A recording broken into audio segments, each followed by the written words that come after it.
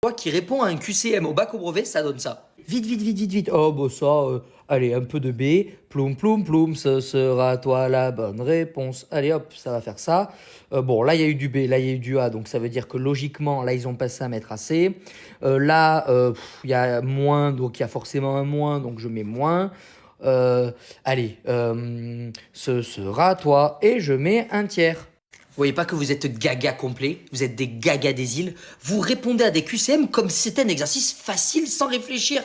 Des fois vous vous dites, oh là là, il y a trop de A, il y a trop de B. Non, le QCM c'est l'exercice le plus dur, que ce soit pour ton bac ou pour ton brevet. Il faut le considérer comme un exercice de rédaction totale que tu dois faire sur ton brouillon, parce que si tu le fais pas, eh ben tu vas faire comme ça et tu vas faire n'importe quoi. Un QCM c'est quoi? C'est un piège à débile. Il y a une bonne réponse mélangée avec que des pièges dans lesquels peuvent tomber les élèves. Et si on fait ça un peu au hasard, on a de grosses chances de se faire démonter la tête. Donc je vais te montrer sur 2 exemples comment on appréhende un QCM au bac ou au brevet. Des astuces comme ça, je vais t'en donner des dizaines d'ici le brevet et le bac. Alors, tu veux ces astuces? Abonne-toi.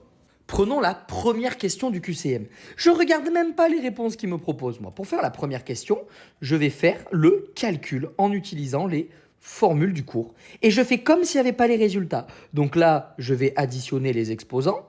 Et là, je sais qu'il faut que je soustrais les exposants. Et j'obtiens 5 exposants 8. Et ça y est, j'ai le résultat. Mais si j'ai le résultat, je suis content. Donc je peux entourer la bonne réponse. Bon, je fais le 3 parce que le 2, on vous le donne, on peut le faire à la calculatrice directement. Je fais le 3. On me demande en fait de développer cette expression. Alors j'y vais, je fais le calcul, je ne regarde même pas ce qu'on me propose là-bas.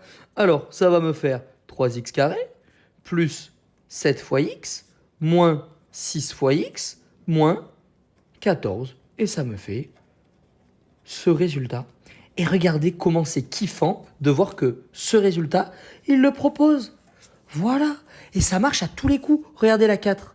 On me demande de résoudre cette équation. On a ce que l'on appelle une équation produit nul. Ça veut dire quoi? Ça veut dire que soit le premier membre est égal à 0, ça veut dire que 2x plus 1 est égal à 0, ou bien que le deuxième membre, pardon ici c'est un 3, ou que le deuxième membre est égal à 0, et donc on a égal 0. On obtient 2x égale moins 1, donc x égale moins 1 demi, ou bien x égale 3 tout simplement. Et on se rend compte que les deux solutions, c'est la B. Et à chaque fois que vous avez un QCM, il faut faire cette démarche de chercher la réponse.